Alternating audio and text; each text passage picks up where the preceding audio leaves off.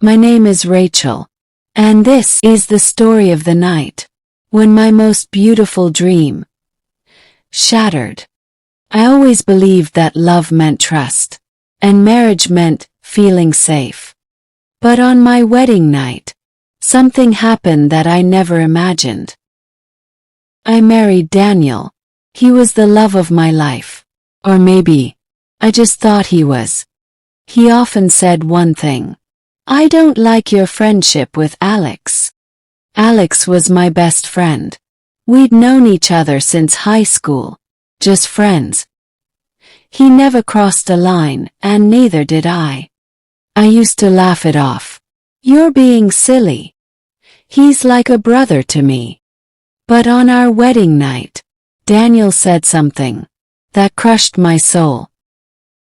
"Go to the guy you've already slept with. Don't lie to me. Your body proves you're not pure. There's no blood. You're not a virgin, are you?" he shouted. Cried. I swore I had never been with anyone. I begged him to believe me, but he refused to listen.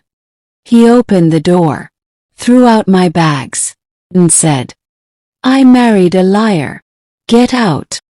That was the first night of my marriage, and I found myself alone on the street. My legs froze. My heart stopped. My lips didn't move. I quietly stood up and walked away. That night, I slept alone in a park. The cold wind hit my skin. My heart was broken, and my tears wouldn't stop. Sometimes, a heart doesn't just break, shatters. But that night, I made a promise to myself. If the world judges me by my body, I will show them the power of my soul. The next day, I stood at Alex's front door. He opened it. He saw me. He gave me water, covered me with a blanket, and sat down silently. When I told him everything, he simply said, "You know the truth, and that's all that matters. You don't owe anyone an explanation." I wiped my tears. I rented a small room and started looking for work. I did everything, from washing dishes in a cafe to tutoring little kids. Every day, I worked hard, healed myself. I made myself stronger. People would ask, "Your marriage ended on the first night?" I smiled and said, "Yes, but that night my real life began." Time passed. Focused on my education.